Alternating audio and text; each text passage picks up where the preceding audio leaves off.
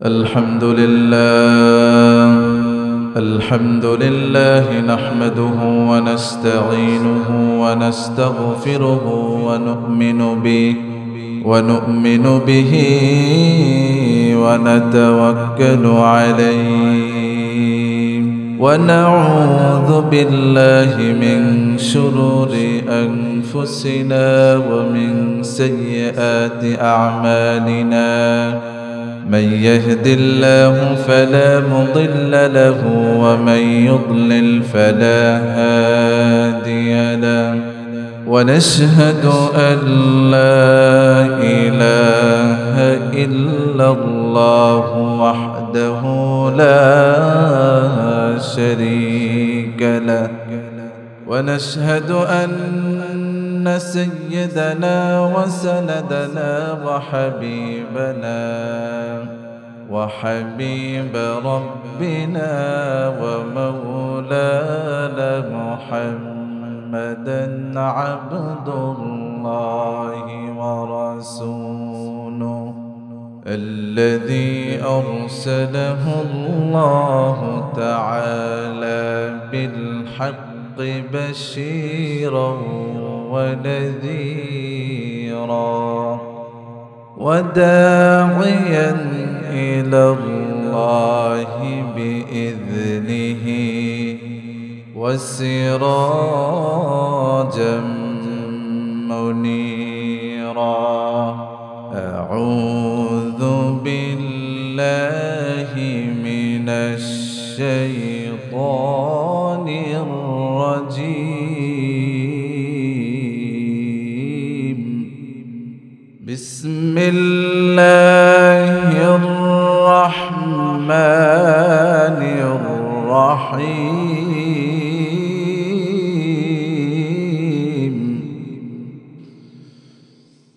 الذين يأكلون الربا لا يقومون إلا كما يقوم الذي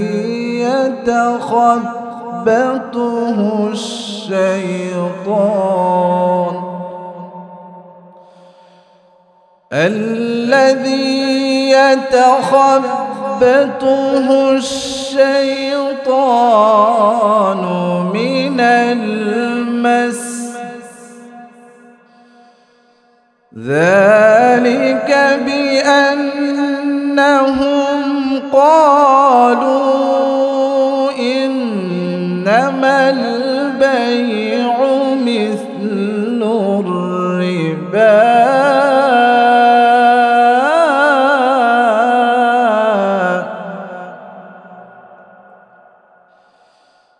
وأحل الله البيع وحرم الربا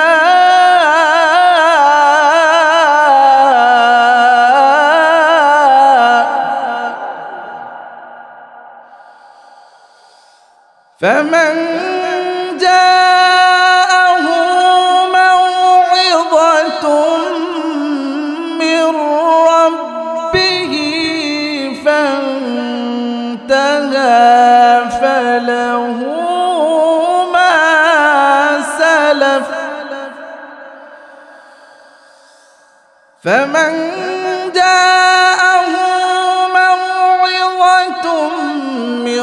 ربه فانتهى فله ما سلف وأمره إلى الله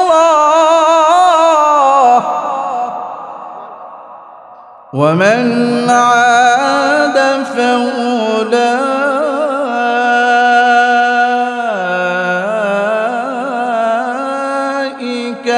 أصحاب النار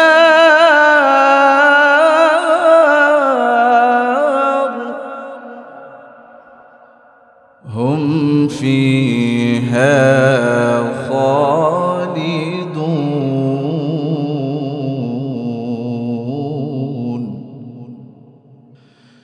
يمحق الله الربا ويربي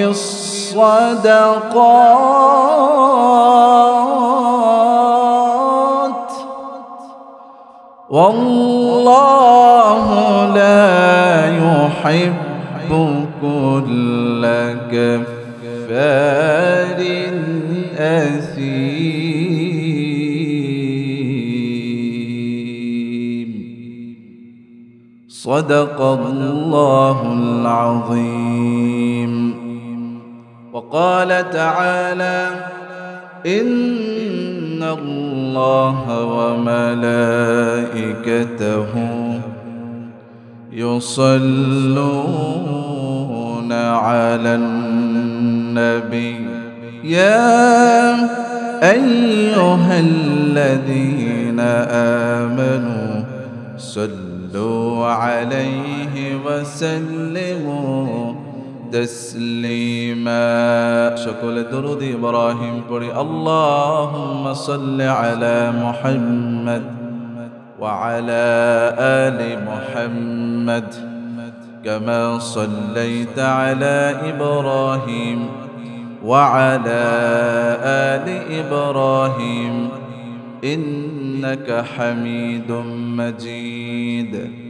اللهم بارك على محمد وعلى آل محمد كما باركت على إبراهيم وعلى آل إبراهيم إنك حميد مجيد.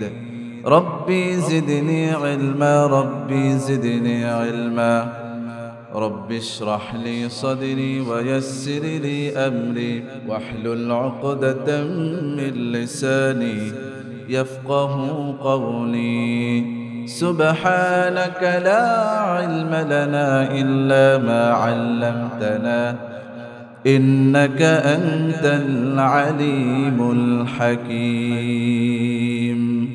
চোখেরি পলকে তুমি হতে পারো লাশ, চিরতরে বন্ধ হবে তোমারি নিঃশ্বাস। চোখেরি পলকে তুমি হতে পারো লাশ, চিরতরে বন্ধ হবে তোমারি নিঃশ্বাস। হবে এলান তোমারি নাম মসজিদের মাইকে, হবে এলান তোমারি নাম মসজিদের মাইকে। বাড়িওয়ালা নাই রে বাড়ি নাই রে দুনিয়াতে, বাড়িওয়ালা নাই রে বাড়ি নাই রে দুনিয়াতে। চোখেরি পলকে তুমি হতে পারো লাশ, চিরতরে বন্ধ হবে তোমারি নিঃশ্বাস। হবে এলান তোমারি নাম মসজিদের মাইকে, হবে এলান তোমারি নাম মসজিদের মাইকে। বাড়িওয়ালা নাই রে বাড়ি নাই রে দুনিয়াতে, বাড়িওয়ালা নাই রে বাড়ি নাই রে দুনিয়াতে। তোমার ভয়ে থাকতো মানুষ ছিল বাহাদুরি, ভাবনি হাওয়ায় ওরা তুমি যে রঙিন ঘুরি। তোমার ভয়ে থাকতো মানুষ ছিল বাহাদুরি, ভাবনি হাওয়ায় ওরা তুমি যে রঙিন ঘুরি।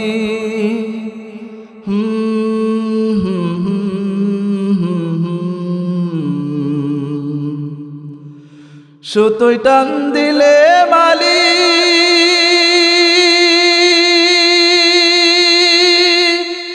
ও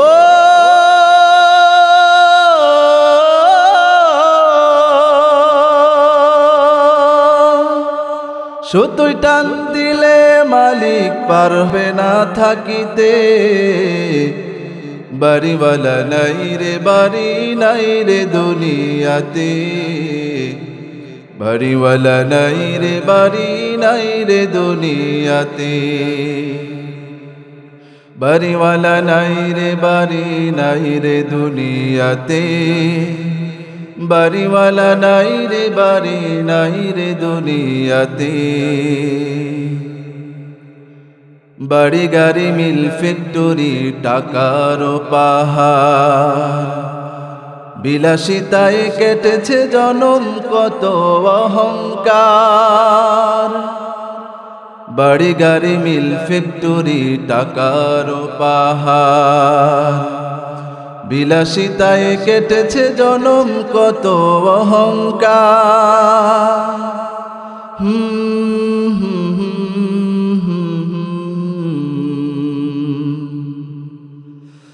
দামি কাপড় ছেড়ে হবে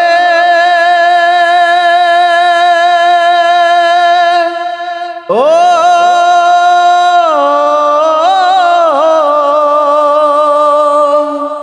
দামি কাপড় ছেড়ে হবে সাদা কাফন পরিতে,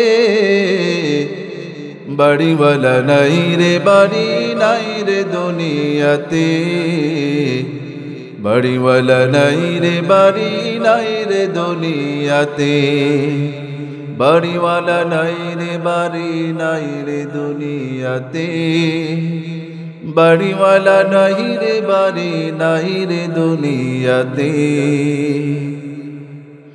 যাদের সাথে চলতে তুমি থাকতে দিবানিশি, জানা যায় শরীক হবে তোমার প্রতিবেশী।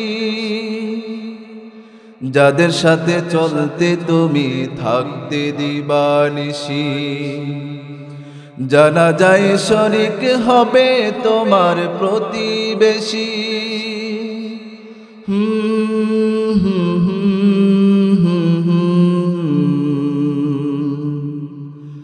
স্বজনেরা নিয়ে যাবে ও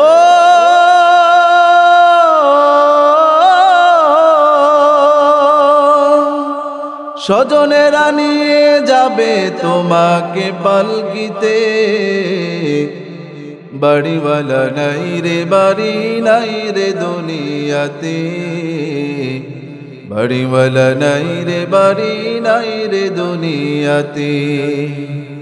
চোখেরই পলকে তুমি হতে পারো লাশ, চিরতরে বন্ধ হবে তোমারি নিঃশ্বাস। হবে এলান তোমারি নাম মসজিদের মাইকে, হবে এলান তোমারি নাম মসজিদের মাইকে, বাড়িওয়ালা নাই রে বাড়ি নাই রে দুনিয়াতে, বাড়িওয়ালা নাই রে বাড়ি নাই রে দুনিয়াতে, বাড়িওয়ালা নাই রে বাড়ি নাই রে দুনিয়াতে, বাড়িওয়ালা নাই রে বাড়ি নাই রে দুনিয়াতে। আপনারা সবাই ভালো আছেন? আলহামদুলিল্লাহ। আমাদেরকে যিনি ভালো রেখেছেন তিনি কে? যিনি আমাদেরকে সব সময় সুস্থ রাখেন তিনি কে? আবার যিনি আমাদের উপর রহমত করে নেয়ামত দিয়ে আমাদেরকে অসুস্থ করেন তিনি কে? তাহলে সুস্থ এবং অসুস্থতার মালিক তিনি কে? এজন্য আমরা সে আল্লাহর জন্য আমরা সকলে প্রাণ খুলে আমাদের জবান খুলে কালিমাতুশ শুকর আদায় করি, পড়ি আলহামদুলিল্লাহ। এখানে আসতে পেরে আপনারা খুশি না বেজার? জোরে বলেন খুশি না বেজার? আজকের এই কোরআনের এই চমৎকার বাগানে আসতে পেরে খুশি না বেজার? এই বাগানে কার কথা হয়? আল্লাহর কথা হয়, আল্লাহর কোরআনের কথা হয়, ঠিক কিনা বলেন? এই কোরআন যেদিকে আছে আমরা থাকবো সেদিকে, ঠিক কিনা বলেন? এই কোরআন আমাদেরকে যেই দিকে পথ দেখায় আমরা সেই দিকে পথ দিব, ঠিক কিনা বলেন? এই কোরআন ছাড়া আমরা কোনো পথ, কোরআন ছাড়া কোনো মানুষের মত পথকে আমরা কখনো গ্রহণ করব? আল্লাহ কবুল করেন, সবাই পড়ি আমিন। প্রিয় ভাইয়েরা, আল্লাহ পাক আমাদেরকে অত্যন্ত মায়া করে সম্মানিত করে দুনিয়াতে প্রেরণ করেছেন। আর আমাদেরকে আল্লাহ রাব্বুল আলামিন দুনিয়াতে চলার জন্য,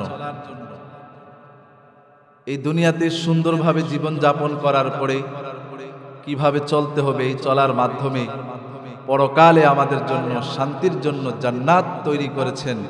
এজন্য আমরা সবাই পড়ি আলহামদুলিল্লাহ। প্রিয় ভাইয়েরা, আল্লাহ সুবহানাহু ওয়া তাআলার দরবারে আবার শুকরিয়া আদায় করি যে মহান রব্বুল আলামিন আমাদেরকে সমাজের অগণিত মানুষদের কাছ থেকে যাচাই বাছাই করে আজকের এই চমৎকার এই কোরআনের বাগানে বসার জন্য তৌফিক দান করেছেন। সবাই পড়ি আমিন। প্রিয় ভাইয়েরা, এখনো পর্যন্ত যারা মাহফিলের বাইরে ঘোরাফেরা করছেন, আপনাদেরকে সবিনয়ভাবে অনুরোধ করছি আপনারা অতি শীঘ্রই আপনারা মাহফিলে চলে আসেন। আমরা অল্প কিছুক্ষণ কথা বলবো, আমরা এই অল্প কিছু সময় আমরা বসতে পারবো তো ইনশাআল্লাহ? কারণ এই কোরআন, এই বাগানটা হচ্ছে একটি পবিত্র বাগান। এই বাগান থেকে যদি আমরা উঠাউঠি করি, কথাবার্তা বলি, তাহলে এই বাগানের সাথে আদবের খেলাফ হবে, ঠিক কিনা বলেন? কারণ হাদিসের মধ্যে আসছে, কোনো জায়গায় যখন দুনিয়াতে কোরআনের কথা হয়, কোরআনের তাফসীর হয়, ওই জায়গাটা দুনিয়ার কোনো সাধারণ জায়গা থাকে না, এটা একটা জান্নাতের টুকরা হয়ে যায়। সুবহানাল্লাহ বলেন। আর সেই জান্নাতের বাগানে যদি আমরা উঠা বসা করি, তাহলে এটা অসৌন্দর্য দেখা যায় না? এই জন্য আমরা যারাই আছি, আমরা শেষ পর্যন্ত অল্প কিছুক্ষণ আমরা কথা বলবো, পড়ি ইনশাআল্লাহ। আল্লাহ পাক যেন আমাদেরকে কবুল করেন। সবাই পড়ি আমিন। প্রিয় ভাইয়েরা, আমরা প্রশংসা করব কার? সব সময় প্রশংসা করব কার?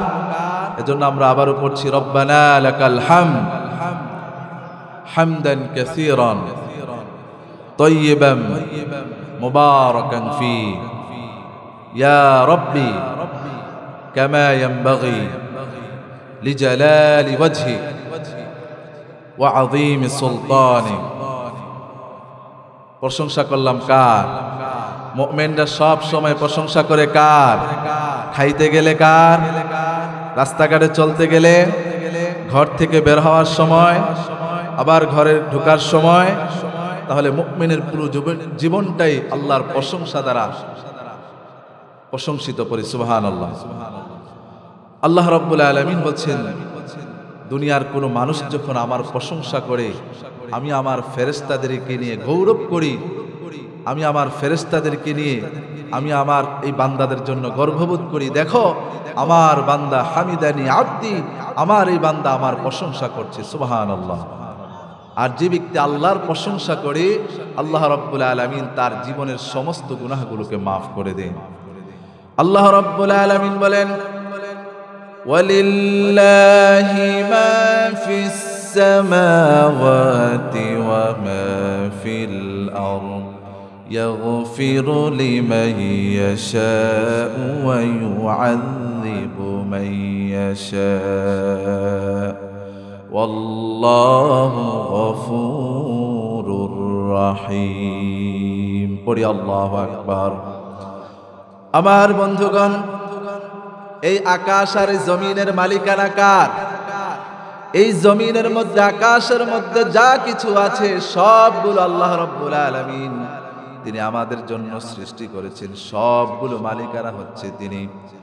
এজন্য আল্লাহ রাব্বুল আলামিন বলছেন, আকাশ আর জমিনের মালিকের প্রশংসা করো। ওই আল্লাহর প্রশংসা যদি করো, ইয়াগফিরু লিমান ইয়াশা, তাহলে ওই বান্দাদের জীবনের সমস্ত গুনাহগুলোকে যিনি মাফ করে দেন তিনি কে? ওয়া ইউআযযিবু মান ইয়াশা,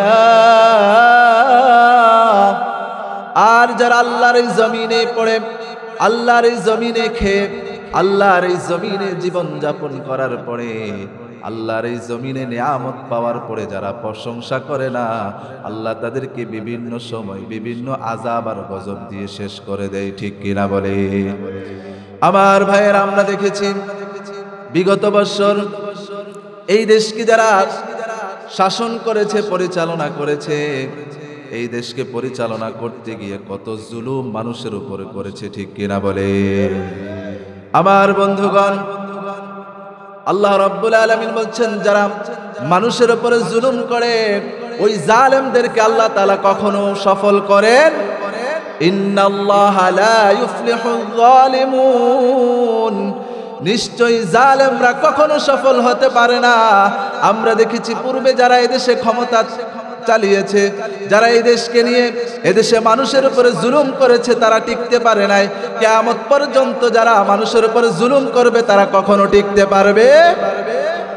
আমার বন্ধুগণ, আমাদের পূর্বের ইতিহাস থেকে আমরা জেনেছি নমরুদ, ফেরাউন, আবু জাহেল, উতবা, শাইবা তারা কত ক্ষমতাধর লোক ছিল, কিন্তু তারা এই ক্ষমতা দুনিয়াতে দেখে তারা কি দুনিয়া থেকে যাওয়ার সময় কি ইজ্জত নিয়ে যেতে পেরেছে? তারা কি মান সম্মান নিয়ে যেতে পেরেছে? আল্লাহ পাক তাদেরকে এমন ভাবে বেইজ্জতি করেছেন, লাঞ্ছিত করেছেন, অপমানিত করেছেন। এরকম করে যুগে যুগে আবু জাহেলের উত্তরসূরি, ফেরাউন, নমরুদের উত্তরসূরি যারা থাকবে, আল্লাহ পাক তাদেরকে সেই রকম ভাবে এমন ভাবে পতন করবেন, এমন ভাবে বেইজ্জতি করবেন, পুরো পৃথিবীর ইতিহাস তাদেরকে মনে রাখবে। ঠিক কিনা বলে? আমরা দেখেছি গত এই দেশকে যারা 15 বছর শাসন করেছে, তারা এই দেশে মানুষের উপর অনেক জুলুম করেছে। করে কি করে নাই? জোরে বলেন, করে কি করে নাই? কত মানুষের উপরে তারা আত্মসাৎ করেছে, কত মানুষকে তারা নির্ঘুম করেছে। আল্লাহ পাক এই মাজলুমের দোয়াকে কবুল করে এমন ভাবে কবুল করেছেন, তাদেরকে দেশ থেকে চিরতরে ভাবে ত্যাগ করেছেন। জোরে বলেন ঠিক কিনা? এজন্য আমার প্রিয় ভাইয়েরা, আমাদেরকে এখান থেকে শিক্ষা নিতে হবে। এই যে ক্ষমতা দেওয়ার মালিক কে? জোরে বলেন, ক্ষমতা দেওয়ার মালিক কে? এই ক্ষমতা আল্লাহ তাআলার পক্ষ থেকে এক প্রদত্ত নিয়ামত। এই নিয়ামতের তারা শুকরিয়া আদায় করতে পারে নাই, এই নিয়ামতের সঠিক হক তারা আদায় করতে পারে নাই, যার কারণে আল্লাহ পাক তাদেরকে এমন ভাবে লাঞ্ছিত করেছেন, অপমানিত করেছেন, কিয়ামত পর্যন্ত এদেশের মানুষ তাদেরকে মনে রাখবে। ঠিক কিনা বলে? এজন্য আমার প্রিয় ভাইয়েরা, আল্লাহ পাক যেন আমাদেরকে সব সময় তার নিয়ামতের শুকরিয়া আদায় করার তৌফিক দান করে। সবাই পড়ি আমিন। প্রিয় ভাইয়েরা, আমি আপনাদের সামনে খুতবার শুরুতে যে আয়াতে কারিমাগুলো তেলাওয়াত করেছি, এই আয়াতের আলোকে ইনশাআল্লাহ অল্প সময়ে আমরা কথা বলবো। পড়ি ইনশাআল্লাহ। আমাকে বলা হয়েছে সুদ সম্পর্কে আলোচনা করার জন্য। সুদ আমাদের সমাজে আছে না নাই? আছে, আছে, কম না বেশি? এজন্য সুদ নিয়ে আলোচনা করা দরকার, আছে না নাই? আজকে আমরা চমৎকার কিছু পয়েন্ট কোরআন এবং হাদিসের আলোকে আলোচনা করব। যারা সমাজের মধ্যে সুদ খায়, এই সুদ খাওয়ার পরিণতি কি হয়, এই সুদের শাস্তি কিয়ামতের ময়দানে কেমন হতে পারে, এগুলো আমরা শুনবো। পড়ি ইনশাআল্লাহ। প্রিয় মা বোনেরা, যারা পর্দার অন্তরালে আমাদের আজকের এই মাহফিল টুকু শুনছেন, আপনাদেরকে বিনয়ের সাথে বলছি, আপনারা যারা এখনো ব্যস্ত আছেন, যারা মেহমানদারি করতে এখনো ব্যস্ত আছেন, আপনারা সকল ব্যস্ততা ছেড়ে দিয়ে আজকের আমরা এই আলোচনাটুকু শোনার চেষ্টা করব। বিশেষ করে আমাদের মা বোনদের মধ্যে, আমাদের গ্রাম অঞ্চলগুলোতে অনেক সুদের পরিমাণ বেড়ে যাচ্ছে। ঠিক কিনা বলেন? এবং আমাদের মা বোনরা পর্যন্ত এমন এমন কাজ করে, এমন এমন সুদ যারা এমন সিস্টেমে করে, যেগুলো আমরা কল্পনাও করতে পারি না। এজন্য প্রিয় মা বোনেরা, আপনারা যারা জেনে না জেনে এইভাবে সুদ ব্যবস্থা আপনারা পরিচালনা করছেন, সুদের সাথে সম্পৃক্ত আছেন, আপনাদেরকে বিনয়ের সাথে অনুরোধ করছি, আপনারা আজকের আলোচনাটুকু শুনেন। একজন সুদখোর, তাদের পরিণতি দুনিয়াতে এবং আখিরাতে কি পরিণতি হতে পারে, এগুলো আমরা অল্প সময়ের মধ্যে শুনবো। পড়ি ইনশাআল্লাহ। প্রিয় ভাইয়েরা, সুদ এটি এমন একটি জিনিস, আমরা বাহ্যিক দৃষ্টিকোণ থেকে সুদ মনে হয় যে সুদ খেলে আমাদের সম্পদ বৃদ্ধি পায়, অথচ আল্লাহ পাক বলছেন যারা সুদ খায়, এই সুদ খাওয়ার কারণে তাদের সম্পদগুলো কমে যাচ্ছে। পড়ি নাউজুবিল্লাহ। এজন্য সুদের মধ্যে কোনো বরকত নাই। আল্লাহ রাব্বুল আলামিন বলছেন, ইয়ামহাকুল্লাহুর রিবা ওয়া ইউরবিস সাদাকাত ওয়াল্লাহু লা ইউহিব্বু কুল্লা কাফফারিন আযীম। আল্লাহ তাআলা বলছেন নিশ্চয়ই সুদকে আল্লাহ পাক ধ্বংস করেছেন, নিশ্চিহ্ন করেছেন। ওয়ায়ুরবিস সাদাকাত, আর যারা দান সদকা করে ওই দান সদকাগুলোর উসিলায় আল্লাহ পাক তাদের সম্পদগুলোকে বহুগুণে বাড়িয়ে দেন। সুবহানাল্লাহ।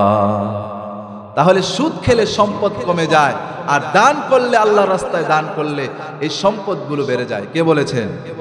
জোরে বলেন, কে বলেছেন? তাহলে সুদ খেলে সম্পদ কি হয়ে যায়? কমে যায়। আমরা মনে করি যে সুদ খেলে তো হুজুর দেখি সুদ খেলে সম্পদ বৃদ্ধি পায়। আপনি বললেন সুদ খেলে সম্পদ কমে যায়।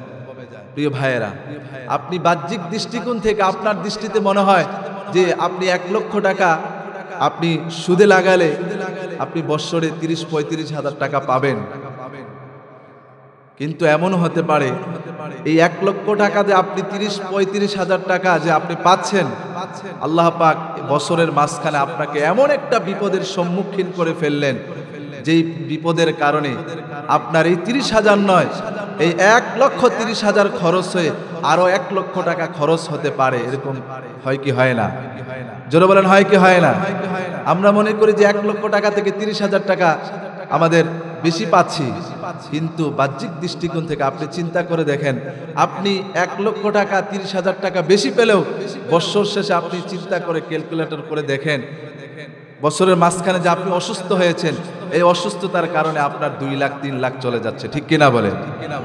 ঠিক তেমনি ভাবে আপনি যদি আল্লাহর রাস্তায় 1 টাকা যদি দান করেন, আল্লাহ পাক এই 1 টাকার উসিলায় আল্লাহ পাক এই যে বছরের মাঝখানে যেই বিপদ বালা মুসিবত আপনাকে দিয়েছেন, এই 1 টাকা আল্লাহর রাস্তায় দান করার উসিলায় আল্লাহ এই বিপদ থেকে আপনাকে আমাকে উদ্ধার করেন। সুবহানাল্লাহ বলেন। এইভাবে সম্পদ বৃদ্ধি পায় এবং সম্পদ কমে যায়।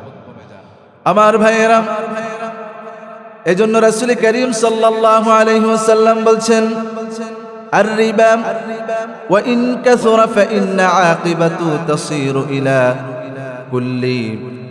ও দুনিয়ার মানুষেরা শোনো, সুদ যদিও তোমরা দেখতে পাও এটা বেশি দেখা যায়, কিন্তু প্রকৃতপক্ষে সুদের কারণে মানুষের সম্পদগুলো কমতে থাকে। নাউজুবিল্লাহ। আমার ভাইয়েরা, এজন্য আল্লাহ রাব্বুল আলামিন বলছেন, ইয়া আইয়ুহাল্লাযীনা আমানু লা তাকুলুর রিবা আদআফান মুদাআফা ওয়াত্তাকুল্লাহা লাআল্লাকুম তুফলিহুন। পড়ি আল্লাহু আকবার। রব্বুল আলামিন বলেন, হে ঈমানদারগণ, তোমরা চক্রবৃদ্ধি হারে সুদ খেও না, আল্লাহকে ভয় করো। যদি আল্লাহকে ভয় করতে পারো তাহলে তোমাদেরকে সফলতা দান করে দিবেন কে? আল্লাহ পাক বলছেন, তোমরা চক্রবৃদ্ধি হারে সুদ খেও না। আজকে আমাদের সমাজে রন্ধ্রে রন্ধ্রে সুদের প্রচলন যেইভাবে বৃদ্ধি পাচ্ছে, মানুষ জেনে না জেনে যেইভাবে সুদের সাথে সম্পৃক্ত হচ্ছে, প্রিয় ভাইয়েরা, আল্লাহ পাক বলছেন এই সুদের কারণে তাদের সম্পদ বৃদ্ধি পাচ্ছে এবং আল্লাহ পাক তাদেরকে এই চক্রবৃদ্ধি হারে সুদ খেতে নিষেধ করেছেন। করি নাউজুবিল্লাহ। প্রিয় ভাইয়েরা, সুদ এটি এমন একটি জঘন্যতম জিনিস, এমন একটি খারাপ জিনিস, যে ব্যক্তি সুদের সাথে সম্পৃক্ত থাকে তার দুনিয়াও শেষ, আখিরাতও শেষ করে দেন কে? আমরা যারা সুদ খেয়েছি অতীতে, আজকের এই মাহফিলের এই যে আলোচনাগুলো থেকে যে শাস্তির পয়েন্টগুলো আমরা বলবো, এগুলো শুনে যদি আজকের এই মাহফিল থেকে আমরা সংশোধন হয়ে আল্লাহর কাছে আমরা তওবা করি, আমাদের এই তওবাগুলো মাফ করবেন কে? এই তওবার মাধ্যমে আমাদের সুদের গুনাহগুলোকে মাফ করে দিবেন কে? এজন্য আমরা যারা অতীতে না জেনে এই সুদের সাথে সম্পৃক্ত হয়েছি, আল্লাহ পাক যেন এই সুদ থেকে যেন আমাদেরকে বেঁচে থাকার তৌফিক দান করে। সবাই পড়ি আমিন। রব্বুল আলামিন বলেন, ওয়া ইন তুবতুম ফালাকুম রুউসু আমওয়ালিকুম লা তুযলিমুনা ওয়া লা তুযলামুন। ও দুনিয়ার মানুষেরা শোনো, তোমরা যারা সুদ খেতে, সুদ খাওয়ার পরে যদি অনুতপ্ত হয়ে যদি আল্লাহর কাছে তওবা করো, আল্লাহর কাছে তওবা করলে তোমাদের গুনাহগুলোকে মাফ করে দিবেন কে? এজন্য আমরা যারা সুদের সাথে সম্পৃক্ত হয়ে আছি অতীতে, আল্লাহর কাছে আমরা তওবা করব, হে আল্লাহ, আমরা জীবনে না জেনে আমরা এই সুদের সাথে সম্পৃক্ত ছিলাম। হে আল্লাহ, আজকের হুজুরের আলোচনা থেকে আজকে সিদ্ধান্ত নিচ্ছি আর জীবনে আর 1 টাকাও সুদ খাবো। রাজি আছি আমরা? আল্লাহ কবুল করুক, সবাই পড়ি আমিন।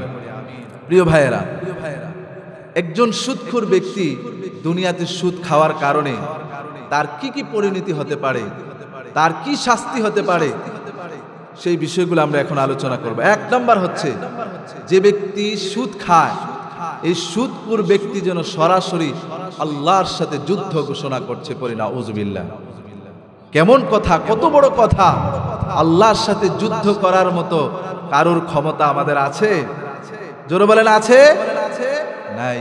অথচ আল্লাহ বলছেন যারা সুদ খায় তারা যেন সুদে খায় না, তারা যেন আমি আল্লাহর সাথে সরাসরি যুদ্ধ ঘোষণা করছে। পড়ি নাউযুবিল্লাহ। আল্লাহ রাব্বুল আলামিন বলেন, فَإِن لَّمْ تَفْعَلُوا فَأَذَنُوا بِحَرْبٍ مِّنَ اللَّهِ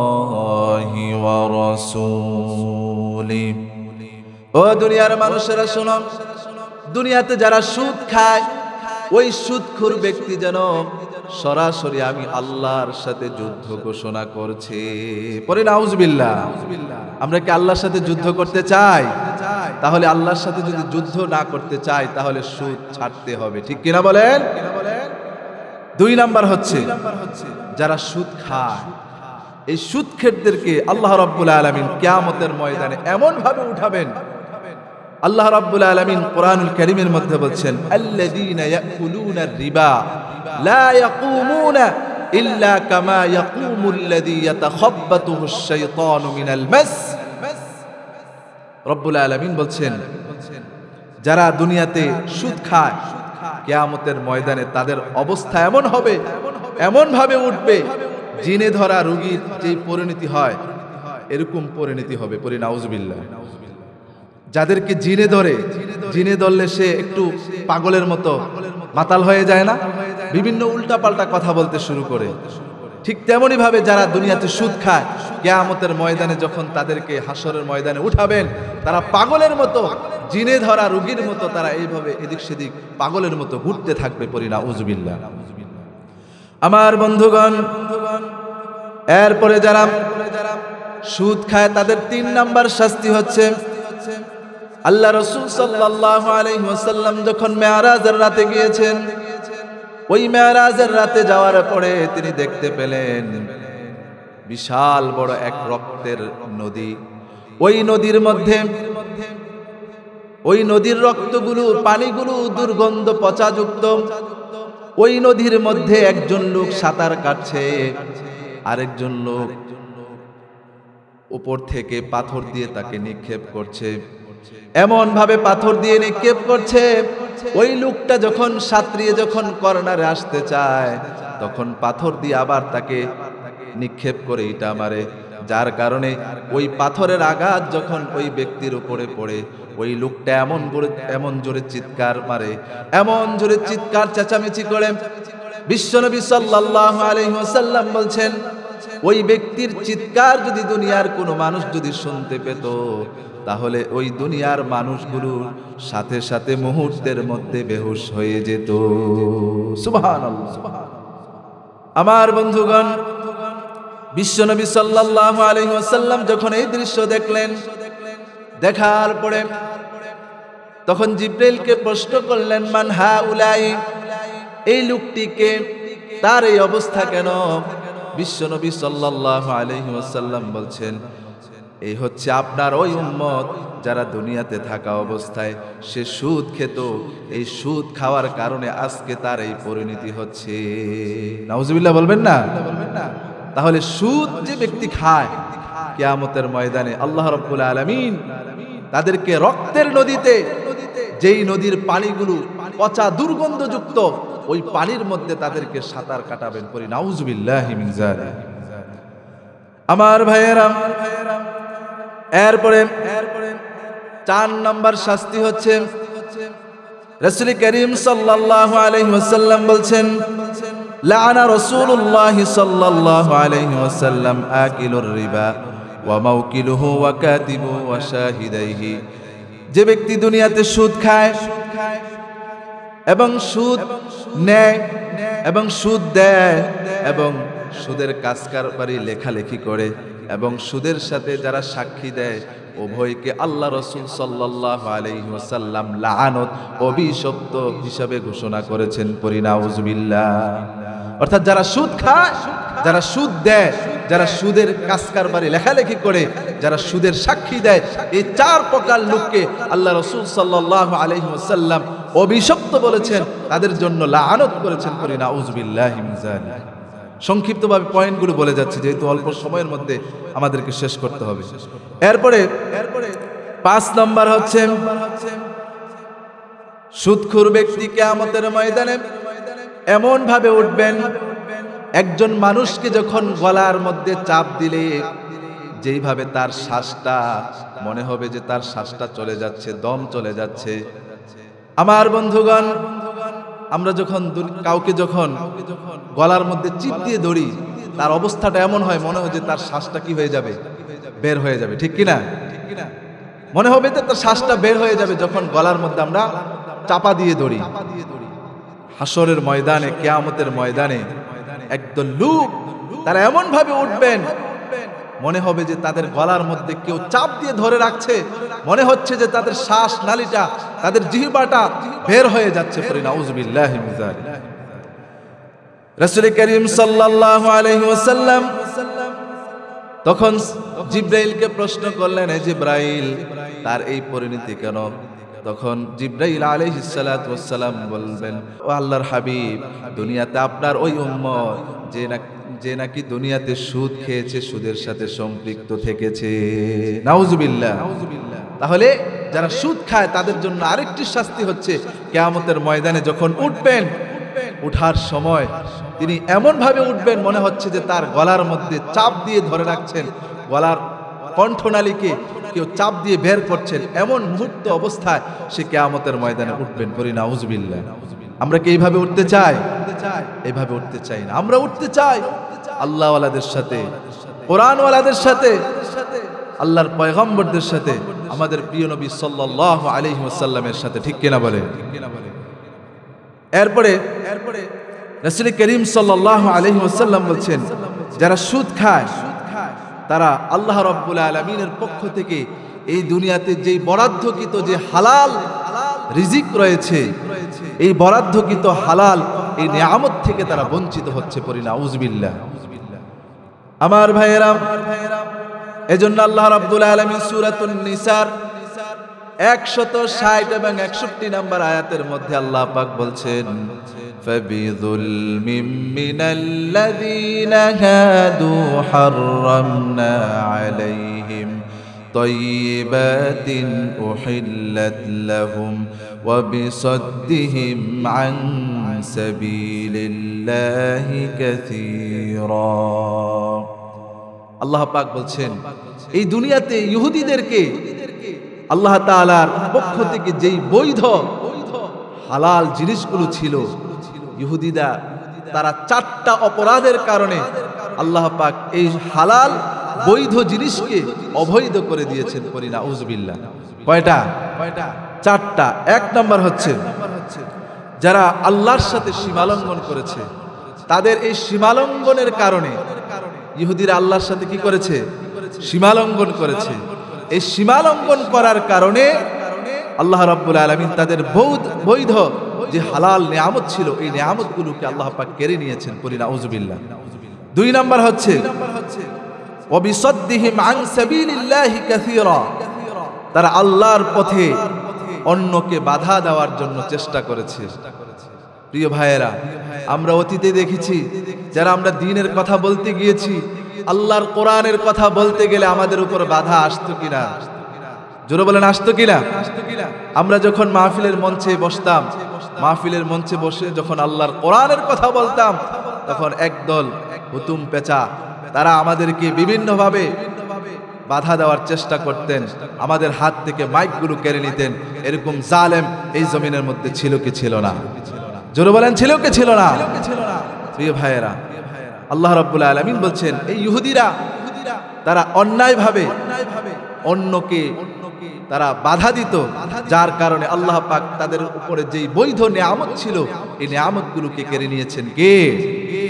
3 নম্বর হচ্ছে তাদের সুদ গ্রহণের জন্য, যদিও এই সুদ তাদের জন্য নিষিদ্ধ ছিল, কিন্তু এই সুদকে তারা এমন ভাবে খেয়েছে মনে হচ্ছে যে সুদ একটা হালাল জিনিস। সুদ কি হালাল? জোরে বলেন, সুদ হালাল না হারাম? হারাম। এই হারাম জিনিসটাকে তারা বৈধ মনে করেছে। বৈধ মনে করে তারা যেইভাবে ইচ্ছা তারা সেইভাবে এই সুদ গ্রহণ করেছে, যার কারণে আল্লাহ পাক তাদের পক্ষ থেকে তাদের যেই নিয়ামত আল্লাহ পাক দিয়েছেন এই নিয়ামতগুলো উঠিয়ে নিয়েছেন। বলি নাউজুবিল্লাহ। 4 নাম্বার হচ্ছে যারা অন্যায়ভাবে লোকদের ধন সম্পদকে আত্মসাৎ করেছে, অন্যায়ভাবে মানুষের সম্পদকে যারা গ্রহণ করেছে, এই সমস্ত লোকদের কারণে আল্লাহ রাব্বুল আলামিন এই দুনিয়া থেকে তাদের নিয়ামতগুলোকে উঠিয়ে নিয়েছেন। বলি নাউজুবিল্লাহ। আমাদের সমাজে দেখবেন এই যে জমির মধ্যে যে লাইল বলেন আপনারা, এই লাইল দেখবেন সমাজের কিছু শ্রেণীর মানুষ আছে, তারা যখন ধান লাগায় ওই ধান লাগানোর সময় কোদাল দিয়ে এমন ভাবে ওই লাইলটাকে চিকন করে ফেলে, দুই দিক থেকে একদিক থেকে, মানে পুরো লাইলটা কেটে তার জমির অংশের মধ্যে নিয়ে যায়। ঠিক কিনা বলেন? এরকম আছে না নাই? যারা অন্যের সম্পদ, অন্যের লাইল কেটে নিজের জমি বানায়, এরকম লোক আছে না নাই? আল্লাহ রাসূল সাল্লাল্লাহু আলাইহি ওয়াসাল্লাম বলছেন, মান ইত্তাবা শিবরান, কিয়ামতের ময়দানে যারা অন্যের সম্পদকে এইভাবে দখল করেছে, অন্যের সম্পদ এইভাবে কেটে যারা নিজের জমি বানিয়েছে, কিয়ামতের ময়দানে তাদেরকে এমন ভাবে,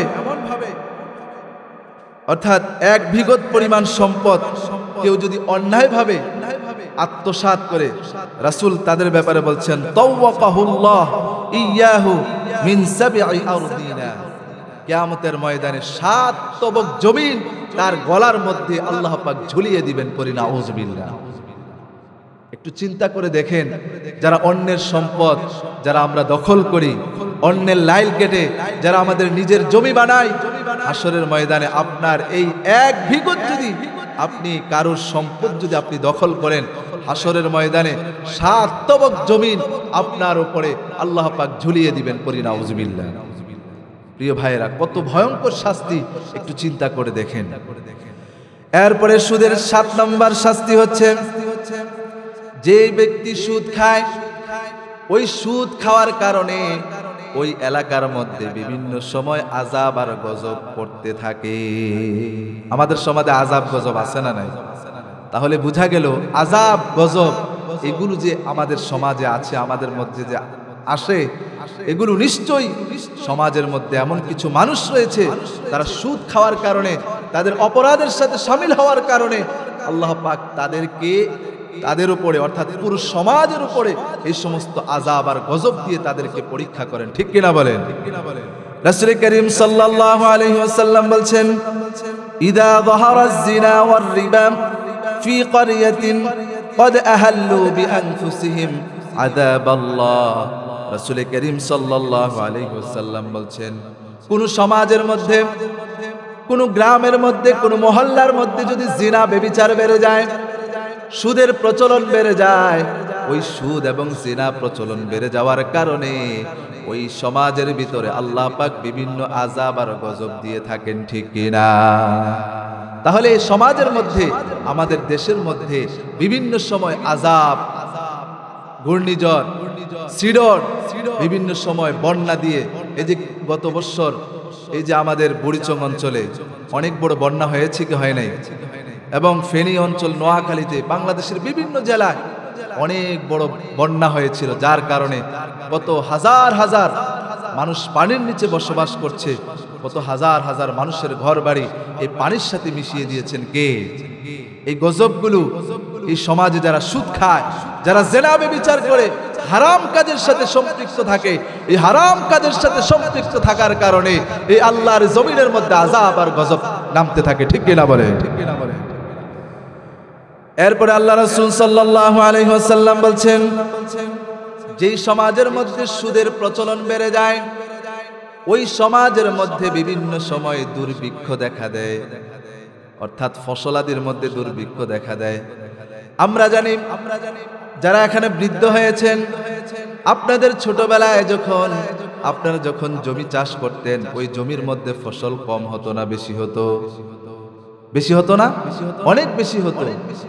ওই সময় এখনের মতো সার এবং বিভিন্ন সময় যে পুষ্টিকর যে ইয়াগুলো আমরা জমির মধ্যে দিয়ে থাকি, তখন তো এগুলো ছিল না।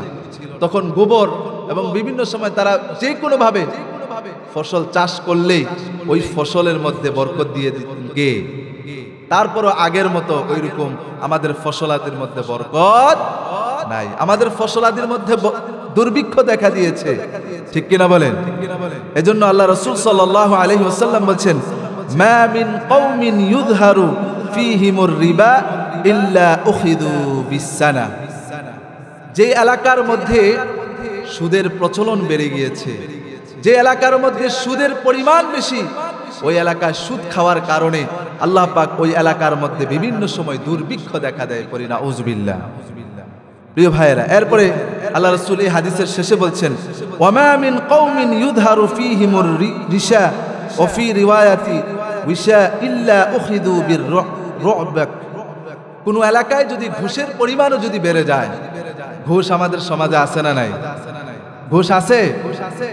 কোন এলাকায় যদি ঘুষের পরিমাণ বেড়ে যায়, ওই ঘুষের পরিমাণ বেড়ে যাওয়ার কারণে ওই এলাকার সুঠামদেহী পুরুষগুলো কাপুরুষের মতো হয়ে যায়। ঠিক কিনা বলেন? এজন্য দেখবেন যখন ওলামায়ে কেরাম সুদের পক্ষে কথা বিপক্ষে কথা বলতে যায়, যখন মুনাফিক নিয়ে কথা বলতে চায়, একদল লোক বলে, হুজুর এই বিষয়ে কথা বললেন না, এই বিষয়ে আপনারা তো মাথা ঘামানোর কি দরকার? এরকম ভীতু লোক আমাদের সমাজে আছে না নাই? জোরে বলেন, এরকম কাপুরুষ আমাদের সমাজে আছে না নাই? এরকম কাপুরুষ আমাদের সমাজে থাকার কারণ একটাই, ওই সমাজের মধ্যে সুদ এবং ঘুষের পরিমাণ বেড়ে যাওয়ার কারণে ওই এলাকার পুরুষগুলোকে আল্লাহ পাক কাপুরুষ হিসাবে আল্লাহ পাক তৈরি করেছেন। পরি নাউযুবিল্লাহ। এই জন্য আমরা কি কাপুরুষ হতে চাই না সুপুরুষ হতে চাই? সুপুরুষ হতে চাইলে তাহলে আমাদের সমাজ থেকে সুদকে আমাদের সমাজ থেকে নিশ্চিহ্ন করতে হবে, ঘুষ আমাদের সমাজ থেকে নিশ্চিহ্ন করতে হবে। ঠিক কিনা বলেন? আমাদের সমাজে আপনার পরিবারে যদি কেউ সুদ খেয়ে থাকে, তাহলে আপনার আমার দায়িত্ব হচ্ছে এই ভাইগুলোকে, এই বোনগুলোকে সুদ থেকে কিভাবে সরানো যায়, এগুলো বোঝানো দরকার আছে না নাই? জোরে বলেন, আছে না নাই? নাকি তাদেরকে এলাকা থেকে একবারে ইয়ে করে দিবেন, উৎখাত করে দিবেন? এরকম করা যাবে? করা যাবে না। আপনি তাদেরকে এলাকা ছাড়া করলে তা আরেক এলাকায় গিয়ে তো তারা সুদ খাবে, আর ওই এলাকায় সুদ খাওয়ার কারণে তাদের উপরে দুর্ভিক্ষ ওই এলাকার উপরে পড়তে থাকবে। তার মানে এটা না করে, আপনি অন্যের ক্ষতি না করে, আপনি আপনার এলাকার মানুষ হিসাবে, প্রতিবেশী হিসাবে যদি কেউ সুদ খায়, আপনি তাকে বুঝান, ভাই সুদ খেও না, সুদ খেলে এই পরিণতি হবে, সুদ খেলে এই পরিণতি হবে, এই শাস্তি হবে। এই বিষয়গুলো দিয়ে যদি তাকে বুঝান, তাহলে হতে পারে আল্লাহ পাক তাকে হেদায়াত দিয়ে এই সুদ থেকে ফিরিয়ে দিতে পারেন। কে? এজন্য আমরা চেষ্টা করব যারা সুদ খায় তাদেরকে সুদ থেকে ফিরানোর। পারবো তো ইনশাআল্লাহ? এরপরে 9 নাম্বার হচ্ছে, যে ব্যক্তি সুদ খায়, আল্লাহ রাসূল সাল্লাল্লাহু আলাইহি ওয়াসাল্লাম বলছেন, সে যেন তার পেটের মধ্যে বড় বড় সাপ ঢোকাচ্ছে। পরি নাউযুবিল্লাহ। বিশ্বনবী সাল্লাল্লাহু আলাইহি ওয়াসাল্লাম বলছেন, আতাইতু লাইলাতান উসরিয়া কওম। আমি যখন মেরাজের রাতে গমন করেছিলাম, তখন আমি একদল জাহান্নামী লোকদেরকে দেখতে পেলাম। বুতুনিহিম কাল বুয়ুতি ফিহা আল হাইয়া। তখন তাদের পেটগুলো বিশাল বড় বড় বাড়ির মতো, তাদের পেটগুলো আমি দেখতে পেলাম, এবং দেখতে পেলাম তাদের পেটগুলোর মধ্য দিয়ে বিশাল বড় বড় সাপ তাদের পেটের ভিতরে নড়াচড়া করছে। নাউজুবিল্লাহ বলবেন না? তখন আল্লাহ রাসূল সাল্লাল্লাহু আলাইহি ওয়াসাল্লাম বলছেন, তুরাবু খারিজু বুতুনিহিম। আমি দেখতে পেলাম এই বিশাল বড় বড় পেট, বাড়ির মতো এক একটা পেট, এই পেটগুলোর মধ্যে সাপ এক একটা দৌড়াদৌড়ি করছে, বিষাক্ত সাপ দৌড়াদৌড়ি করছে। রাসূল করিম সাল্লাল্লাহু আলাইহি ওয়াসাল্লাম বলছেন, যারা সুদ খায়, এই সুদ খাওয়ার কারণে আল্লাহ পাক কিয়ামতের ময়দানে তাদের পেটটা বিশাল বড় বাড়ি করে দিবেন, আর তাদের পেটের মধ্যে সাপ ঢুকিয়ে দিবেন। পড়ি নাউযুবিল্লাহ। অর্থাৎ যারা সুদ খায় তারা যেন সুদে খায় না, তারা যেন অন্যের থেকে টাকায় খায় না, তারা যেন তাদের পেটের মধ্যে সাপ ভর্তি করছে। পড়ি নাউযুবিল্লাহ। এরপরে 10 নম্বর হচ্ছে, যে ব্যক্তি নাকি সুদ খায় ওই সুদখোর যেন তার নিজের আপন মায়ের সাথে জেনা ব্যভিচারে লিপ্ত হয়। নাউযুবিল্লাহ বলেন। আমরা কি কেউ চাইবো আমাদের নিজের আপন মায়ের সাথে জেনা করতে? অথচ আল্লাহ রাসূল সাল্লাল্লাহু আলাইহি ওয়াসাল্লাম বলছেন, যে ব্যক্তি সুদ খায় সে যেন তার নিজের আপন মায়ের সাথে জেনা ব্যভিচারে লিপ্ত হয়। নাউযুবিল্লাহ। এজন্য রাসূল করিম সাল্লাল্লাহু আলাইহি ওয়াসাল্লাম তিনি বলেছেন, আর রিবা 73, সুদের 73টি গুনাহ রয়েছে। কয়টি? জোরে বলেন কয়টি? এই 73টি গুনাহ রয়েছে। আইসারুহা মিসলু আইয়ানকিহার রাজুলু উম্মুহু, সুদের 73টি গুনাহের মধ্যে সর্বনিম্ন যেই গুনাহটা, সেই গুনাহটা হচ্ছে তার নিজের আপন মায়ের সাথে জেনা ব্যভিচারে লিপ্ত হওয়া। পড়ি নাউযুবিল্লাহ। তাহলে একটু চিন্তা করেন কত জঘন্যতম একটি অপরাধ সুদ খাওয়া। এই সুদ খাওয়া 73টি গুনার মধ্যে সর্বনিম্ন গুনাহটা হচ্ছে নিজের আপন মায়ের সাথে জেনা করা। পড়ি নাউযুবিল্লাহ। এরপরে 11 নম্বর হচ্ছে, যারা সুদ খায় এই সুদ খাওয়ার কারণে তাদের দুনিয়া এবং আখিরাত ধ্বংস করে দেন কে? এজন্য রাসূল করিম সাল্লাল্লাহু আলাইহি ওয়াসাল্লাম বলছেন, ইজতানিবুস সাবআল মুবিকাত। قالوا يا رسول الله صلى الله عليه وسلم وما هن؟ قال النبي صلى الله عليه وسلم الشرك بالله والسحر وقتل النفس التي حرم الله إلا بالحق وأكل الربا وأكل مال اليتيم وتولى يوم الزحف وقذف المحصنات المؤمنات الغافلات। বিশ্বনবী সাল্লাল্লাহু আলাইহি ওয়াসাল্লাম বলছেন, তোমরা 7টা জিনিস থেকে দূরে থাকো। কয়টা? 7টা ধ্বংসাত্মক জিনিস থেকে তোমরা বেঁচে থাকো। 1 নম্বর হচ্ছে আশিরকু বিল্লাহ, তোমরা আল্লাহর সাথে কাউকে শরীক করো না, আল্লাহর সাথে কাউকে শরীক করো না। 2 নম্বর হচ্ছে ওয়াসসিহর, জাদু করো না। 3 নম্বর হচ্ছে ওয়াকাতলুন নাফসাল্লাতী হারামাল্লাহু ইল্লা বিল হক, তোমরা অন্যায়ভাবে মানুষকে হত্যা করো না। আজকে আমরা দেখতে পাচ্ছি কত মানুষকে, নিরীহ মানুষদেরকে, নিরপরাধ মানুষগুলোকে অন্যায়ভাবে হত্যা করছে, ঠিক কিনা বলে? আমরা দেখেছি বিগত সরকার এই দেশকে পরিচালনা করতে গিয়ে কত মানুষকে তারা হত্যা করেছে, নির্বিচারে হত্যা করেছে। জোরে বলেন ঠিক কিনা? আমার বন্ধুগণ, এই যে দেশকে নতুনভাবে স্বাধীন হয়েছে, এই দেশ নতুনভাবে স্বাধীন হওয়ার পেছনে কত মানুষকে তারা নির্ঘুম করেছে, কত মানুষকে হত্যা করেছে। এই মানুষগুলোকে যারা হত্যা করেছে তারা কি ন্যায়ভাবে হত্যা করেছে নাকি অন্যায়ভাবে করেছে? ন্যায়ভাবে করেছে নাকি অন্যায়ভাবে? অন্যায়ভাবে করেছে। আমার মনে হয় একটা পশু আরেকটা পশুকে এইভাবে মারতে পারে না, একটা পশু আরেকটা পশুকে এইভাবে টুকরা টুকরা করতে পারে না।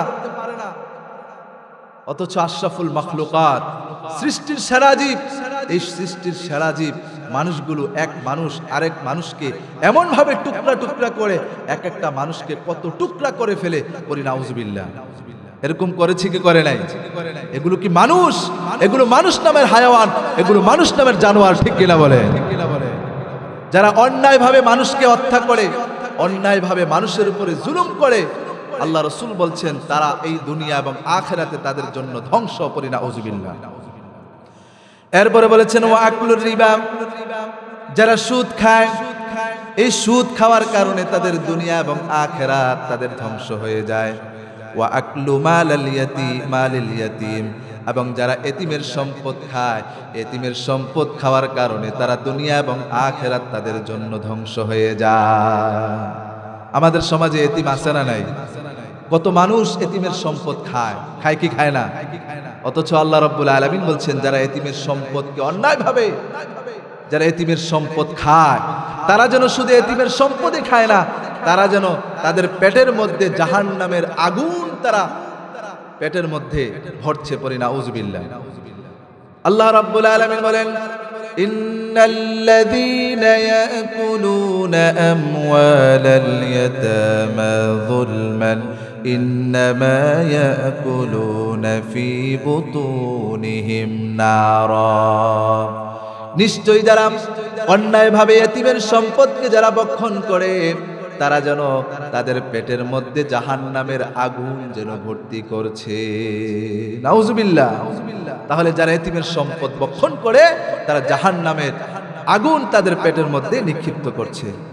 এরপর বলছেন ওয়াতাওয়াল্লা ইয়াউমাজ যাহফি, এবং যুদ্ধের ময়দান থেকে যারা পলায়ন করে ওই সমস্ত ব্যক্তির জন্য দুনিয়া এবং আখিরাত ধ্বংস।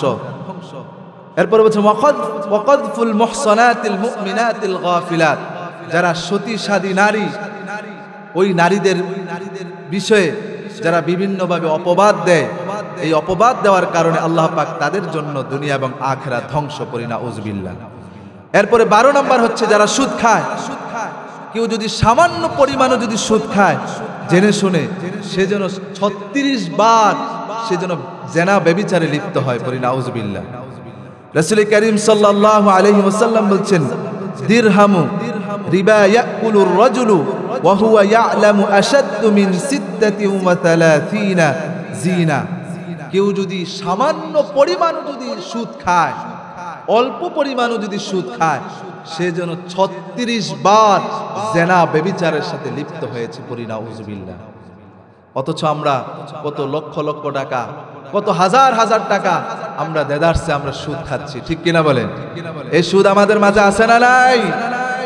প্রিয় ভাইয়েরা, এই সুদ থেকে আমাদেরকে বেরিয়ে আসতে হবে। এরপরে 13 নম্বর হচ্ছে যারা সুদ খেয়ে মারা যায়, আল্লাহ রাব্বুল আলামিন তাদের জন্য জাহান্নামকে চিরস্থায়ীভাবে ওয়াজিব করেছেন, পড়ি নাউযুবিল্লাহ। রাসূল করিম সাল্লাল্লাহু আলাইহি ওয়াসাল্লাম বলছেন, আরবাউ হাক্কুন আলাল্লাহি আল্লা ইয়াদখুলুহুমুল জান্নাহ ওয়া লা ইয়াযীকুহু নাঈমুহা মুদমিনুল খামর ওয়া আকলুর রিবা ওয়া আকলুল মালিল ইয়াতীম ওয়াল আকুলিল ওয়ালিদাইন। 4 ব্যক্তির জন্য আল্লাহ রাসূল সাল্লাল্লাহু আলাইহি ওয়াসাল্লাম বলছেন, আল্লাহ রাব্বুল আলামিন 4 জন ব্যক্তিকে জাহান্নামে নিয়ে যেতে বাধ্য। কয়জন? 4 শ্রেণীর লোকদেরকে। 1 নম্বর হচ্ছে মুদমিনুল খামর, যারা নেশা দ্রব্য করে, যারা নেশা খায়। নেশা আমাদের সমাজে আছে না নাই? জোরে বলেন, আছে না নাই? মাদক আমাদের সমাজে আছে না নাই? যারা মাদকের সাথে, নেশার সাথে সম্পৃক্ত, আল্লাহ রাসূল সাল্লাল্লাহু আলাইহি ওয়াসাল্লাম বলছেন, কিয়ামতের ময়দানে তাদেরকে জাহান্নামে দিতে আল্লাহ রাব্বুল আলামিনের জন্য বাধ্য, তাদেরকে জাহান্নামে অবশ্যই তাদেরকে দিবেন। 2 নম্বর হচ্ছে ওয়া আকলুর রিবা, যারা সুদ খায়। 3 নম্বর হচ্ছে ওয়া আকলুল মালিল ইয়াতীম, যারা এতিমের সম্পদ খায়। 4 নম্বর হচ্ছে ওয়াল আকুলিল ওয়ালিদাইন, যারা পিতামাতার সাথে খারাপ ব্যবহার করে, পিতামাতার অবাধ্য সন্তান। এই পিতামাতার অবাধ্য সন্তান, এই 4 শ্রেণীর লোকদেরকে আল্লাহ রাব্বুল আলামিন কিয়ামতের ময়দানে তাদেরকে জাহান্নাম দিতে বাধ্য। জাহান্নাম দেওয়া তার জন্য ওয়াজিব হয়ে যায়, পড়ি নাউযুবিল্লাহ। আমরা কি সেই জাহান্নামে যেতে চাই? জোরে বলেন, যেতে চাই? তাহলে আমাদেরকে সুদ ছাড়তে হবে, ঠিক কিনা বলেন? 13 নম্বর হচ্ছে যারা সুদ খায়। 14 নম্বর হচ্ছে যারা সুদ খায়। এই সুদ খাওয়ার কারণে কিয়ামতের একটি বড় আলামত হচ্ছে, কিয়ামতের আগে সুদের পরিমাণ বেড়ে যাবে। সুদ কি আমাদের সমাজে কম না বেশি? আগের থেকে কম হয়েছে না বাড়ছে? অথচ আল্লাহ রাসূল সাল্লাল্লাহু আলাইহি ওয়াসাল্লাম বলছেন, কিয়ামতের ময়দানে, কিয়ামতের আগে বাইনা ইয়াদাই সাআতি ইউযহারুর রিবা ওয়াজ জিনা ওয়াল খামার, কিয়ামতের আগে এই দুনিয়াতে সুদ এবং জেনা, ব্যভিচার এবং মাদক এগুলো বহু গুণে বেড়ে যাবে। ঠিক তেমনি ভাবে আজকে আমরা তাই দেখতে পাচ্ছি। আজকে আমাদের সমাজের মধ্যে নেশাখোর, সুদখোর, ঘুষখোর, জেনা, ব্যভিচার এগুলো আমাদের সমাজে আছে না নাই? এগুলো এমন ভাবে বৃদ্ধি পাচ্ছে, মনে হচ্ছে যে আল্লাহর কিয়ামত অতি সন্নিকটে আমাদের জন্য অবধারিত হচ্ছে, ঠিক কিনা বলেন? এজন্য প্রিয় ভাইয়েরা, এই কিয়ামতের আগে এই দুনিয়াতে সুদের পরিমাণ অনেক বেড়ে যাবে। আল্লাহ পাক যেন আমাদের এই সুদ থেকে বেঁচে থাকার তৌফিক দান করে। সবাই পড়ি আমিন। অথচ আল্লাহ রাব্বুল আলামিন এই সুদকে হারাম করেছেন, এর পরিবর্তে আল্লাহ পাক ব্যবসাকে হালাল করেছেন। তাহলে আমরা কি সুদ খাবো নাকি ব্যবসা করব? জোরে বলেন। ব্যবসা এমন জিনিস, আপনি ব্যবসা করলে আপনাকে পরিশ্রম করতে হবে, কিন্তু সুদ খেলে আপনাকে পরিশ্রম করতে হবে না। সুদের টাকা লাগিয়ে আপনি ঘরে আরামে ঘুমিয়ে থাকলে মাসে মাসে আপনার অ্যাকাউন্টে আপনার সুদের টাকা আপনার চলে যাবে। কিন্তু যে ব্যক্তি ব্যবসা করবে, এই তার পারিশ্রমিকের কারণে যে টাকাটা আসবে, এটা আল্লাহ রাব্বুল আলামিনের কাছে এটা পিওর, এটা হচ্ছে হালাল ব্যবসা। এটা আল্লাহ রাব্বুল আলামিন তার বান্দাদের জন্য হালাল ঘোষণা করেছেন। সুবহানাল্লাহ। এজন্য আল্লাহ রাব্বুল আলামিন বলছেন, আহাল্লাল্লাহুল বাই'a ওয়া হাররামার রিবা। আল্লাহ পাক সুদকে হারাম করেছেন আর ব্যবসাকে হালাল করেছেন। সুবহানাল্লাহ। তাহলে আমরা সুদ না খেয়ে যদি আমাদের সামর্থ্য থাকে, এই সুদের পরিবর্তে আমরা ব্যবসা করব। রাজি আছি ইনশাআল্লাহ? তারপর আমরা সুদ খাবো না। শরীয়তের মধ্যে ব্যবসাকে আল্লাহ রাসূল সাল্লাল্লাহু আলাইহি ওয়াসাল্লাম তিন ভাবে করতেন। কয় ভাবে? তিন সিস্টেমে আল্লাহ রাসূল সাল্লাল্লাহু আলাইহি ওয়াসাল্লাম ব্যবসা করতেন। এক নম্বর হচ্ছে মুদারাবা, দুই নম্বর হচ্ছে মুশারাকা, তিন নম্বর হচ্ছে মুরাবাহা। মুদারাবা হচ্ছে আপনার টাকা, আপনার জিনিস, আমার পরিশ্রম। অর্থাৎ আপনি আমার কাছে একটা জিনিস দিলেন, এই জিনিসটা থেকে যে আয় আসবে, আপনাদের মধ্যে কমিটমেন্ট হবে যে এটা থেকে যদি লাভ আসে তাহলে এত % লাভ আমি নিব পরিশ্রমের ফলে, আর আপনি মালিকানা হওয়ার কারণে, আপনার মাল হওয়ার কারণে আপনি এত % নেবেন। এটা মানে যিনি পরিশ্রম করবেন এবং যিনি মালিক, তারা উভয়ে এভাবে কন্ট্যাক্ট করা, পার্সেন্টেজ কন্ট্যাক্ট করা, এটা জায়েজ। ঠিক কিনা বলেন? এভাবে ব্যবসা করা জায়েজ। দুই নাম্বার হচ্ছে মুশারাকা, অর্থাৎ পার্টনারশিপ। আপনারও এখানে মাল রয়েছে, আমারও মাল রয়েছে। ধরেন আপনি এখানে 6 লক্ষ টাকা দিয়েছেন একটা ব্যবসা প্রতিষ্ঠানে, আমি দিলাম 4 লক্ষ টাকা। তাহলে এটা থেকে যদি লাভ হয়, সেক্ষেত্রে আপনি 6 লক্ষ টাকার কারণে আপনি 60% লাভ পাবেন, আর আমি 4 লক্ষ টাকা দেওয়ার কারণে এখান থেকে আমি কয় % পাবো? 40%। এইভাবে আপনাদের মধ্যে কন্ট্যাক্ট করে এভাবে পার্টনারশিপ হিসাবে ব্যবসা করা এটা জায়েজ। এটাকে বলা হয় আরবিতে মুশারাকা, অর্থাৎ পার্টনারশিপ হিসাবে ব্যবসা করা, এটাও কি জায়েজ। তিন নম্বর হচ্ছে মুরাবাহা। মুরাবাহা হচ্ছে ওই সিস্টেমের ব্যবসা।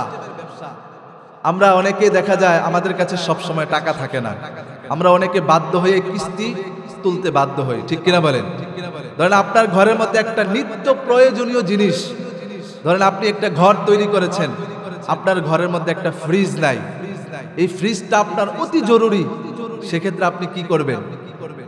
সেক্ষেত্রে আপনি শোরুমে গিয়ে ওই শোরুম 1 লক্ষ টাকার ফ্রিজ যদি চায়, আপনাকে সময় দিয়ে কিস্তির মাধ্যমে 1,20,000 টাকা যদি সে কন্ট্যাক্ট করে যে আপনি 6 মাসের মধ্যে এই টাকাটা আপনি পে করবেন, মাসে এত টাকা করে, এই 1 লক্ষ টাকার ফ্রিজটা 1,20,000 টাকা আমাকে দিতে হবে, এইভাবে ব্যবসা করা এটাও কি জায়েজ। এটাকে আরবিতে বলা হয় মুরাবাহা। তাহলে কয় সিস্টেমে ব্যবসা করা যায়?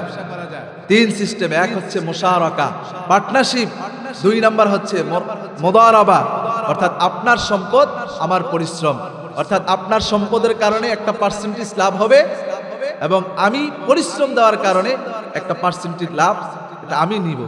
কিন্তু সেক্ষেত্রে যদি কোনো লস হয়, সেক্ষেত্রে যিনি মালিক তিনি সেটা বহন করবে, যিনি পরিশ্রম দিবে সেটা বহন করবে না, কারণ তার পরিশ্রমটাই তো বৃথা গেল। ঠিক কিনা বলেন? সে যে পরিশ্রম দিয়েছে, এই পরিশ্রমটা তো তার কষ্ট হয়েছে, অর্থাৎ তার বিফলে গিয়েছে। সেক্ষেত্রে যিনি মালিকানা, যদি সেখানে ব্যবসা করার ক্ষেত্রে যদি লস হয়, তাহলে পুরোটা দায়ভার ওই মালিক পক্ষ নিতে হবে।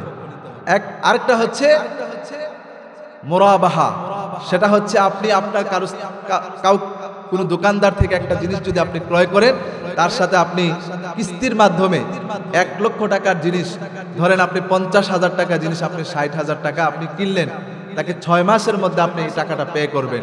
এই সিস্টেমে আপনাকে কি করা যাবে? ব্যবসা করা যাবে। তাহলে আমরা যদি ব্যবসা করতে চাই, এই 3 সিস্টেমে ইসলামী শরীয়ত আমাদেরকে ব্যবসা করার জন্য অনুমতি দিয়েছে। তাহলে যারা আমরা ব্যবসার সাথে জড়িত হতে চাই, তাহলে আমরা এই সিস্টেমে আমরা ব্যবসা করব। রাজি আছি ইনশাআল্লাহ?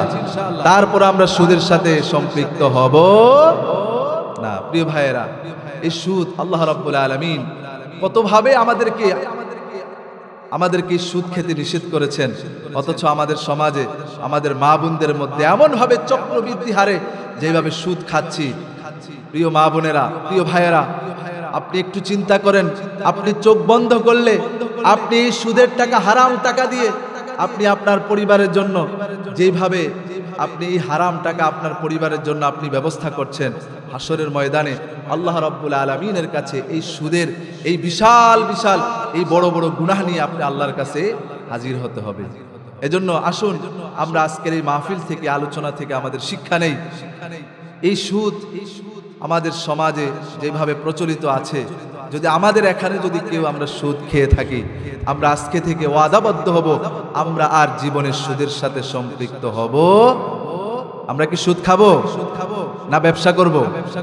ব্যবসা করব। অথচ ব্যবসা আল্লাহ পাক হালাল করেছেন, কিন্তু সুদ আল্লাহ কি করেছেন?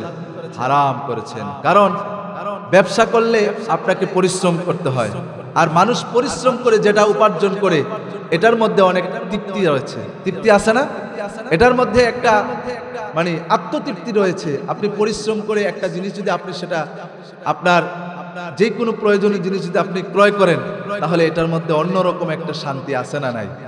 কিন্তু হারামের টাকা দিয়ে, সুদের টাকা দিয়ে আপনি বড় বড় বাড়ি করেন, বড় বড় গাড়ি কিনেন, আপনি ব্যাংক ব্যালেন্স তৈরি করেন, কিন্তু আপনার মধ্যে অশান্তি আছে না নাই? জোরে বলেন আছে না নাই? আপনি হারাম টাকা দিয়ে আপনি টাকার পাহাড় গড়িয়েছেন, কিন্তু আপনার ঘরের মধ্যে শান্তি নাই। আপনার স্ত্রীর সাথে আপনার সম্পর্ক ভালো না, আপনার পরিবারের সন্তান সন্ততি, আপনার সমাজ আপনাকে দেখতে পারে না, তাহলে এই সম্পদ দিয়ে কোনো লাভ হবে? অথচ আল্লাহ রাব্বুল আলামিন এটাই বোঝাতে চাচ্ছেন, এই সুদের কারণে তাদের জীবন থেকে বরকত উঠে যায়, রহমত উঠে যায়, শান্তি উঠে যায়। আর ব্যবসার কারণে, এই পরিশ্রমের কারণে যে উপার্জন হয়, যে আয় হয়, এই আয় হওয়ার কারণে সামান্য পরিমাণও যদি আয় হয়, ওই সামান্য পরিমাণ আয় থেকে আল্লাহ পাক তাদের মধ্যে শান্তি দান করে দিবেন কে? এজন্য আমরা সুদের সাথে সম্পৃক্ত থাকবো না। আমরা যদি একান্ত যদি আমরা ব্যবসা করতে হয়, শরীয়তে 3 সিস্টেমে ব্যবসার আমাদেরকে পদ্ধতি চালু করেছেন, এই 3 সিস্টেমে আমরা ব্যবসা পরিচালনা করব। রাজি আছি ইনশাআল্লাহ? আল্লাহ পাক যেন আমাদেরকে কবুল করেন, সবাই পড়ি আমিন। আমরা এক্ষুনি দোয়ার দিকে চলে যাব।